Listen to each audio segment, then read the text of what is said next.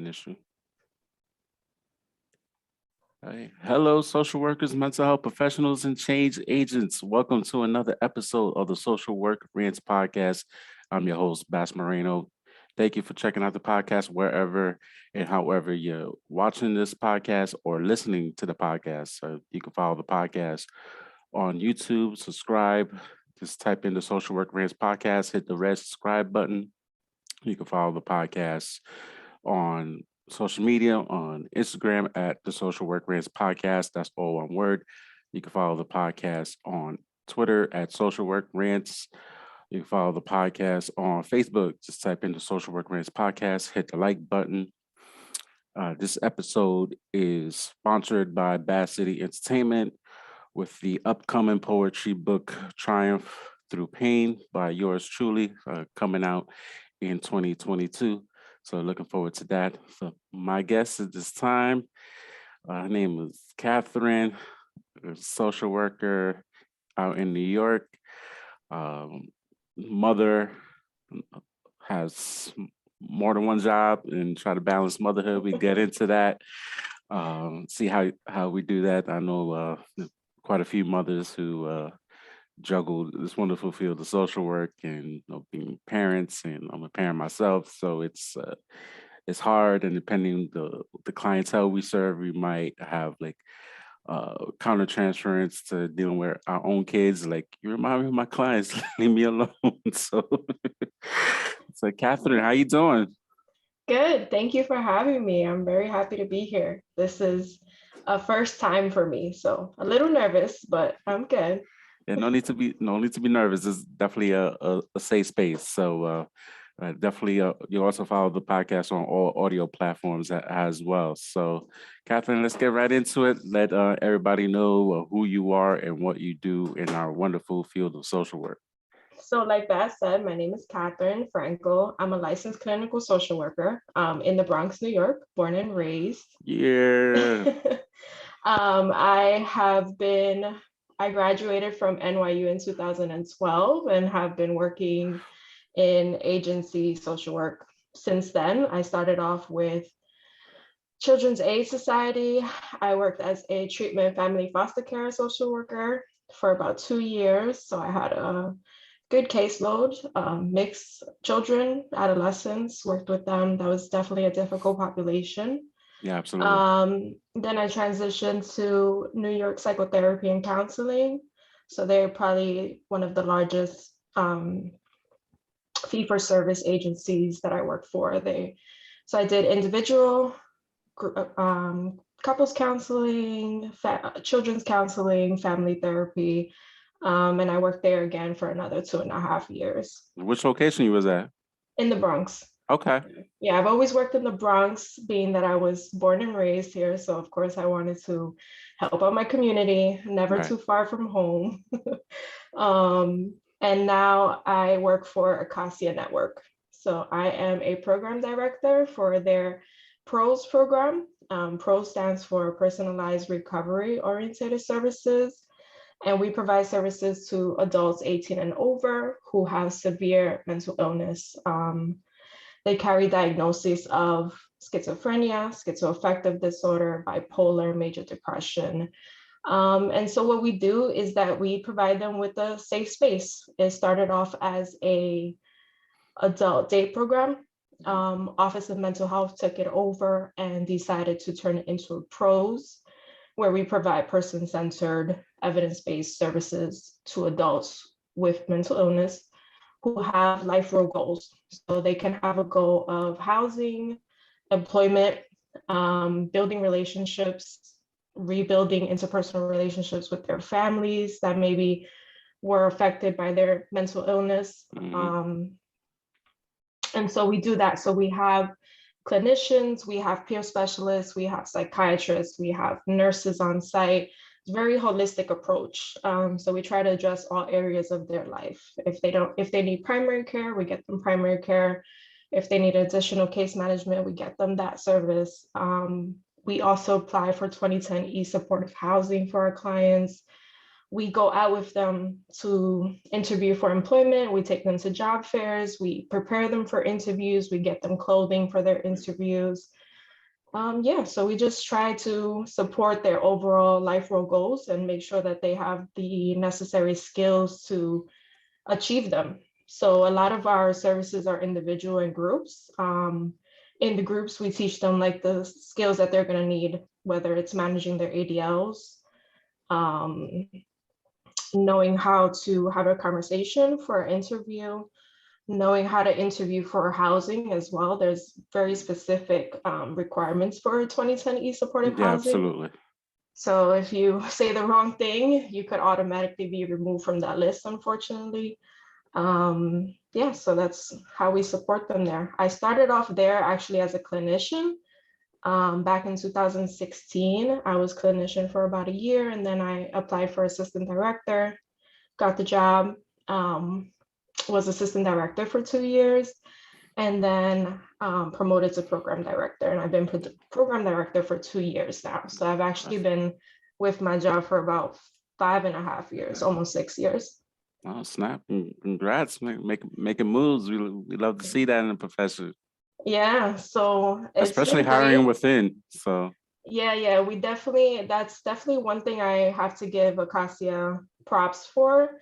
They're always looking to like build you up or move you up. They definitely want to see you progress in your career and always opening those doors for you so that you can actually move up. And that's definitely one thing that I always tell people that come and work with me is like, this is the agency that you want to be at if you want to move up in the field. I've learned so much just from working at Pros that I think that I could definitely work anywhere else because of it. yeah, Um, absolutely. It's definitely. I remember when Pros first starting out, and I had my reservations about Pros because was working with severely possessed and mentally ill clients, and clients that were really struggling just and being in the community, and like how do you gear those clients to really like try to have like a set goal and have a couple goals and really focus on those goals when they're struggling with their illness, really having difficulties managing their symptoms, mhm, taking their medication as prescribed, even going to appointments and programs. They already had like a routine of going to a day program and going every day, and it's kind of the mundane and routine for them, and then all of a sudden change the Pros, and it's like depending yeah. on the Pros, it was like a day or two less focusing on specific goals, and it's like, are they really ready for that, or you just focus on more, you know, I guess higher level, you would say, clients who are really goal oriented. They manage their symptoms. They have good ADLs, so you focus on them and leave everybody else behind. So I had my reservations, but I'm glad it's still around, and it's Yeah. working. And I haven't really heard much about Pros in quite a long time. So like, I definitely They're still around. definitely like I to know think if there's definitely anything. a lot more of them now. They're definitely in all 5 boroughs, Okay, what's multiple that's good. locations. Hmm. And yeah, we still have some of those clients that still think of it as a day program and just want to come over and watch TV and hang out. But thankfully, yeah, we do have clients that are really like goal oriented and really want to achieve their goals and have achieved goals. I think that's what has driven me to stay here so long. Because if you realize my other two jobs, I was like 2 years each, and then I left. And this job, I've been here almost 6 years. And I think that what has kept me there is being able to see the progression, like being able to see people actually move up in their goals, get their housing, get their jobs, and leave Pros and go to a lower level of service. That's why we get into this field, right? We want to see the progress. We want to see people do better and help them do better. And you can actually see that in a Pros compared to other types of settings where maybe you don't see it as often. That's the whole point of progress notes, to actually see progress in the notes, and when you interact with the clients. So Let's not get into progress notes. Aside from agency work, though, I'm also now working as a private practitioner. So I just opened my own private practice. Yes, Um, congratulations. thank Absolutely. you. It is How long ago? called, so I am still waiting for the name to be officially legally filed. Mm, I just received my email this week that it was sent to the state. So okay. should be getting that soon. But I have been seeing clients now for about 3 weeks. 3 weeks. Oh, brand spanking Um, new. yeah. Awesome. And but I have been working on building it since I want to say maybe August, Okay. or actually even sooner, maybe June or July. I was just waiting on some technical things that I needed. But I've been really like diligently working on this and putting it together and creating my website. I have a website, putting myself out there on Instagram, Facebook, Twitter, which I don't normally do, which I don't normally even do anything like this. Like I said, I'm really nervous. I'm very You're like, doing great. Don't be thanks. nervous about. So like I'm really like I guess an introvert and keep to myself. So have had to work on that while doing this for myself, and putting myself out there and getting to know social workers and networking and reconnecting with social workers that I knew from previous jobs. And Right. everybody has been a great support though, and everybody has been super helpful. Yeah, that's great. I just want to piggyback on one thing that you mentioned previously of you staying at an agency for so long and then hiring from within. A lot of agencies, especially nonprofits, be like, "Oh yeah, we hire from within, blah blah blah," and then like you're there, and then they like throw you to the fire sometimes, and it's like, okay, a position comes up, and then you apply it, and like somebody from the outside gets it, or they know somebody Yeah. that will fit perfectly will get it. So I'm glad that, agency like has really like kept the word, at least in your circumstance, that you've been promoted Yeah. uh and within, and not once but twice. So it's great to see, and there's agencies out there that are doing that. Yeah. And I don't know how many people know, but Acacia is actually like the largest Latino owned nonprofit in the United States. So, and Did, run Latino, a lot of Latinx workers there, of did, course, and a lot of individuals of color working with our company. It's great. didn't they buy out like a company a few years ago? A few, Promesa, Yeah, Basic. Promesa. There you go. Yeah, they buy everybody. So it's a huge agency for people that don't know, that are not in the Bronx or New York City, or Mhm. from out of state, out of the country listeners. So a nonprofit has really like given back to the community. They're always posting something on LinkedIn. They always seem to be hiring, because of they're buying out, Yeah, and they're uh, always expanding. expanding. Um, So they're always looking for people. So if anybody out there in the Bronx in New York City looking for work, and they always hiring. Just go on LinkedIn. Is like they always seem like mhm. every time I go on LinkedIn, which like, I've been slacking on LinkedIn. Like every time I go, they got a job posting up. So it's like I don't know if that's a great thing, but okay. let's use a straight perspective. They expanding, so they need more people. So. Yeah, definitely. Well, Um, but I'm glad you talk, to go into like your business, talking on the podcast with people who, have their, private practices. I know I've been beating a dead horse with, social work school. They gear to clinicians becoming private practice, start a private practice, but then they don't teach you like the actual business side of opening up the practice. And it's kind of like, where do you go? What yeah, do you do? Like, should you file like a LLC? Like, what type of tax bracket you need to do to make sure you're paying the right taxes, not overpaying, like S corps and all this other yeah, stuff, and coming up with a name and branding, and make sure like nobody has that name so you don't get sued. And it's like yeah, all the ins and outs that come with an actual business that they don't teach you in school. I would just it doesn't kill them to have like one class, one semester to like kind of cram in everything. So it's like I mean, maybe we'll see that coming up now. I Maybe hope it'll so be something they add. I think it's just it's something that so many because it doesn't make sense. social workers, mental health counselors are looking into, and we're basically learning on our own. I mean, read. Like I Googled everything. I asked people that I already knew were kind of like in the process or ahead of the game. What were their steps? What were their checklists? I'm a checklist person. So like, Mm. I followed my list and I made sure I crossed all my T's and dotted all my I's before doing anything. Because you also want to be careful, like you said, legalities. You don't want to be sued for using a name that you're not supposed to use or anything like that. Mm. Definitely do research.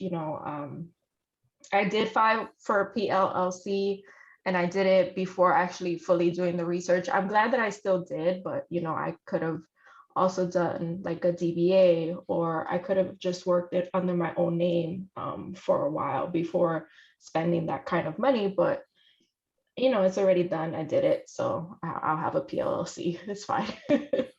um, And for your yeah, business, you can write it off when right. tax time is literally right around the corner. Yeah, so I'll just write it off. Always looking for the positive. Yeah. um, But I people don't know that, so it's important that whatever you do towards your business, like even from the start of January all the way through, like you started this year and it's towards your business, like obviously talk to your CPA or whatever and yeah, see if you could write it off, and you might get more money than you think you get or that you thought you was going to get, and you're going to get more money. So, and it yeah. helps for taxable income that lowers your tax bracket. So whatever you made and with your business, that's good to have just an LLC. And if you don't make any money, like, you just even if you like a loss, it helps towards your personal taxes and like you paying less taxes to the government, which helps you out at the end. So Mhm. Yeah, it's important. definitely talk to a CPA. Definitely, like I said, do your research. So I something I learned in the pandemic. track your expenses. Yes. Save everything. I have all my receipts saved, just in case. I haven't made any profit yet. Obviously, I've only been doing this 3 weeks, but I'm still learning. Try and like make your life easier. I did my own website. I researched the different websites that we can do, like Wix and Squarespace. I like Squarespace, so I went with that. It was really easy to like maneuver and put things together.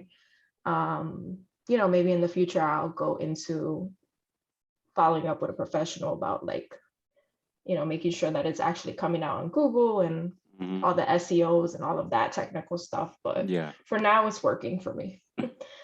Getting on directories. I'm on Psychology Today. I'm also working with Alma and Headway. So they handle like the billing processes and credentialing with insurances and all of that. So that has also made my life a little bit easier. Okay. So I've heard like torture stories with insurances and trying to get paid what you deserve and all of that. So honestly, Alma and Headway have been helpful with that too. Okay. So yeah. Are you looking for clients? I am currently working on Sundays. I do still have some availability. Yeah, I am looking As for of this recording? clients. Yeah. And I hope to, eventually move to full time and doing just the private practice. That's the goal for the future. Okay. Near future, hopefully. And yeah. Absolutely. So I know your mom. So how do you maybe balance is not the right word, but how do you juggle being mom and have building your private practice plus having a 9 to 5 and just being there for your child? Yeah, it's pretty tough. I definitely will say it takes a village. Thankfully, I have the support that I need at home. from her father. He's very involved and obviously taking care of her on Sundays while I'm in the office all day.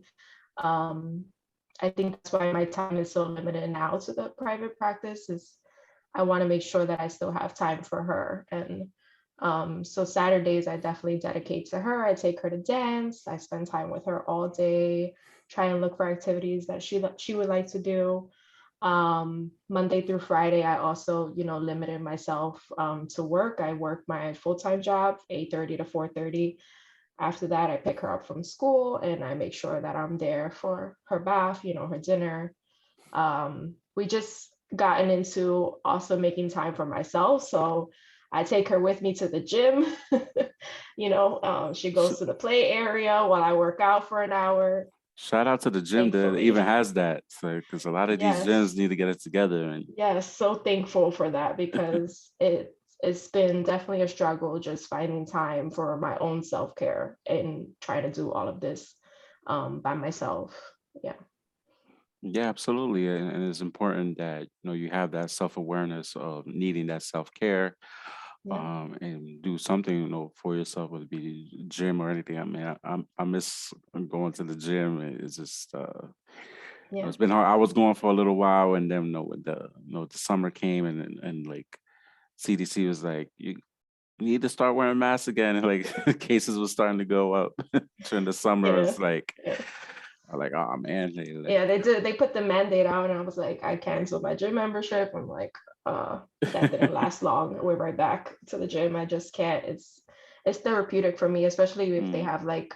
I know you're a Zumba instructor, so that's my like therapy. I love going to Zumba. 2022 is coming. Yeah. I had to push it back for a while, but I gotta like step it up and get that rolling. Yeah. Yeah. So like, what else you do in terms of self-care for yourself besides the gym? I mean, the gym is great. I really haven't done much lately, I want to say, but in the past, I've always done art and music, of course. I like to draw, and I've always like incorporated that in my sessions, especially with the kids. Not even just making them draw, but they love like if I draw for them, so that makes me feel good. And it's also works for them. So that's a little bit of like how I do my self-care. I used to like have like sketchbooks at home and like color pencils, and sometimes I just randomly pick it up and draw, but I really haven't had any time to do that since having my daughter. But it's definitely something that I would like to get back into. I definitely want to get back into the drawing so that I can also incorporate it into my sessions with my clients. Yeah, that sounds great. How's the pandemic been for you from the start to where we are currently? The beginning, I would say I was probably a little bit in denial.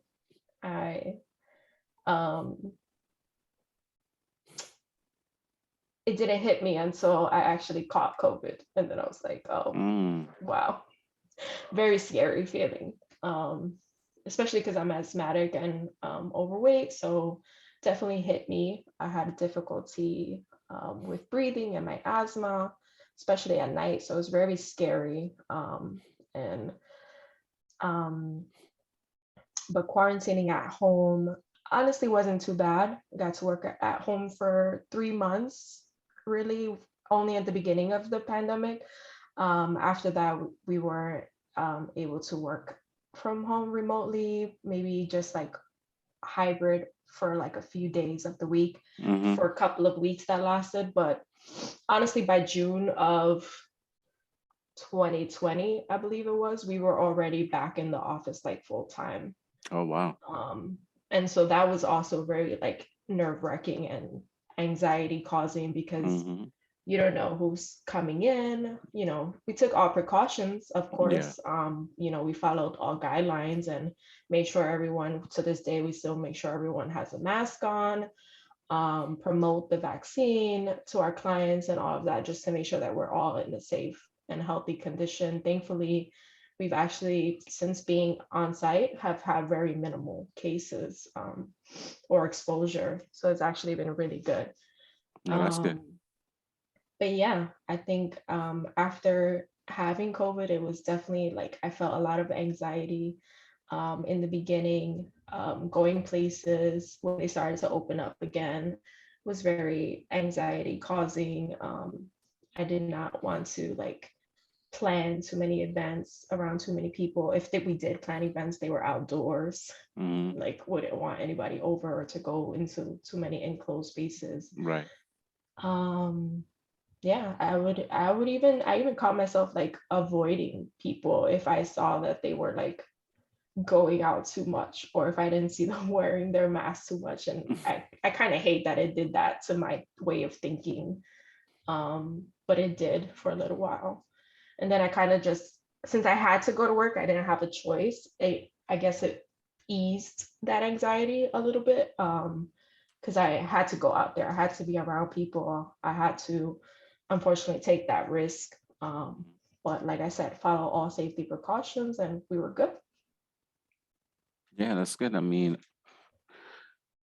it's hard finding that balance. Like you like see people like online and people and it's like they either like out and about like Mhm. nothing's happening or or what have you, and or people just been like hibernating and just like staying in the house, and just people already were like anxious prior to pandemic, and just people like now like anxiety is really like Yeah.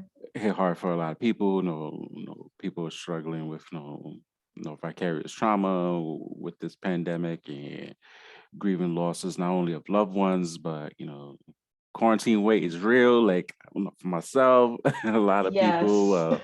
Yes. So like missing like how they used to look before, like miss, or even like the political climate. People showing like their true colors, like, oh, this person like doesn't have like the same values as me. I'm just gonna cut them off, or whether it be friends, whether it be family. Like I've had like a couple friends, it's like they like stopped talking to their siblings because of like the election for a while, and it's like Yeah. there's just a lot of This is a stuff. lot of stuff at one time. I didn't even realize that. Yes, no, we had like Black Lives Matter going on, like Yeah. after George Floyd Breonna Taylor was killed, and like the election, pandemic. We still got an opioid pandemic going on.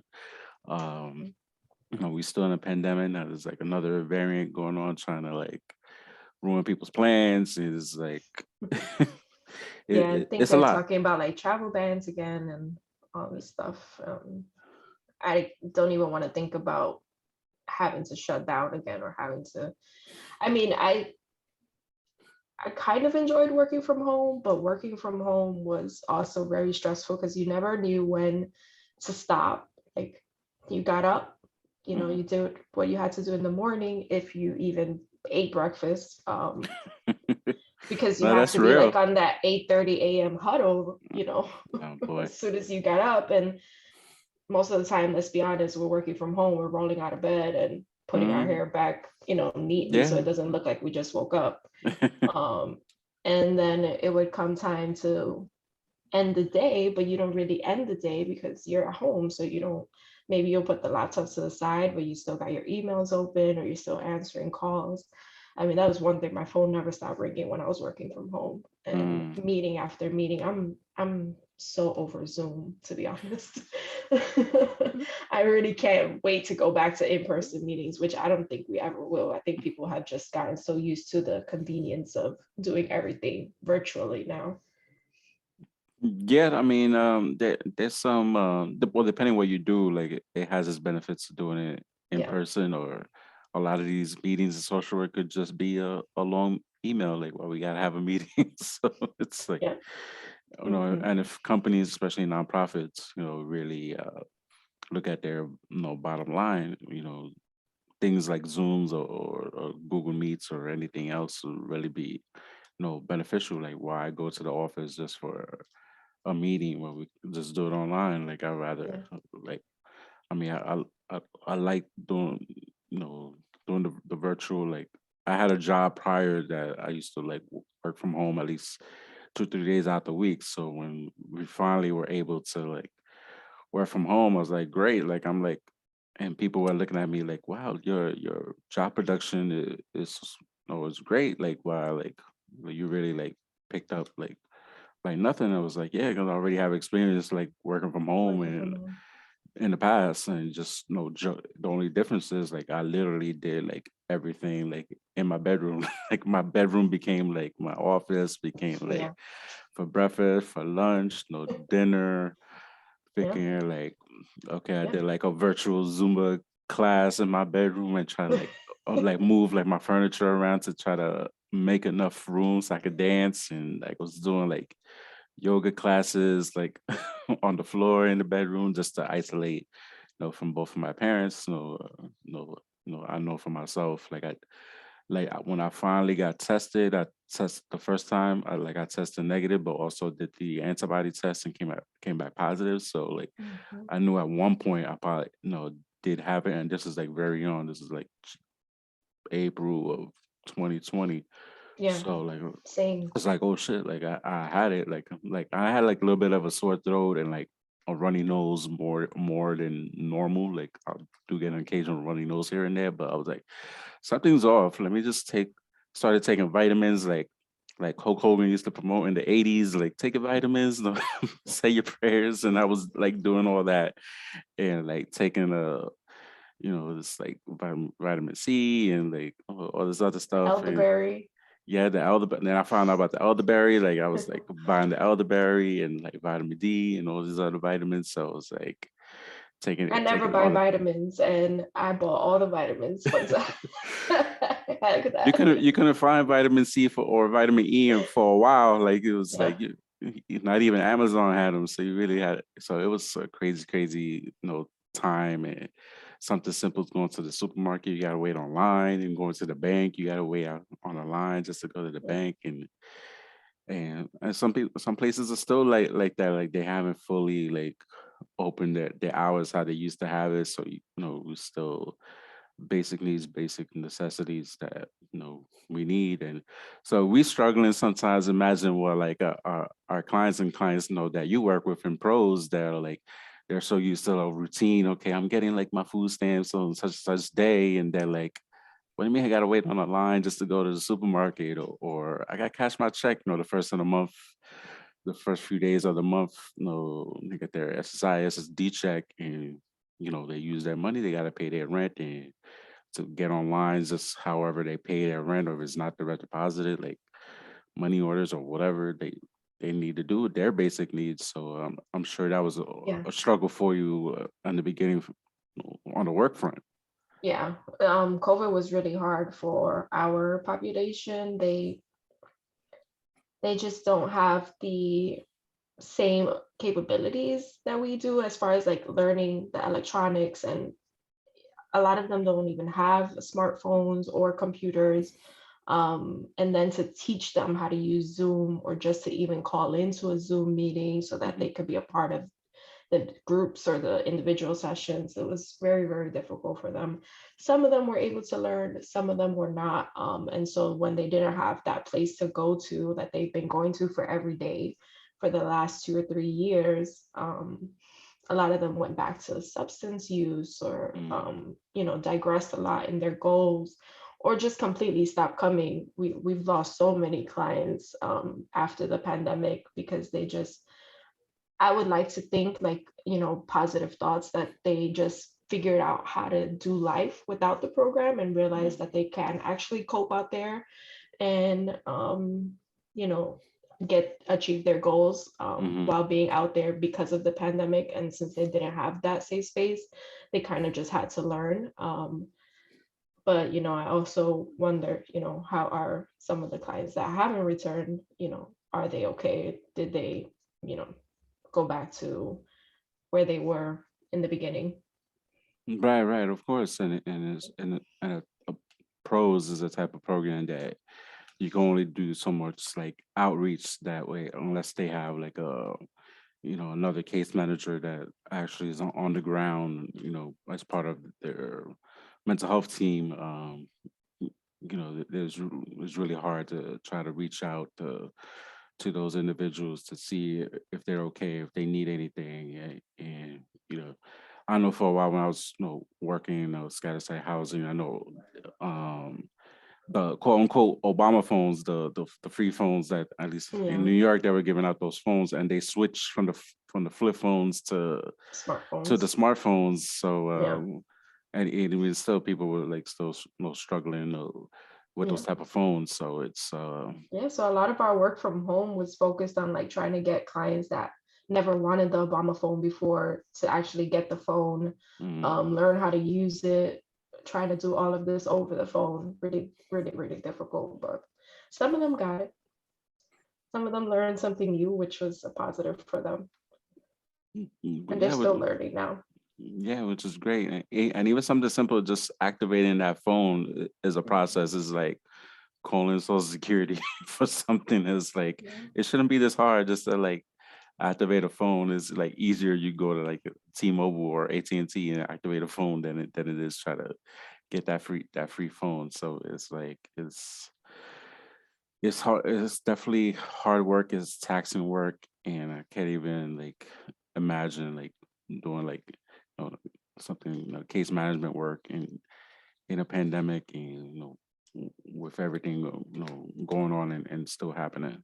So kudos to you and your thanks. agency for really stepping up and trying to help those clients out. Yeah, thank you.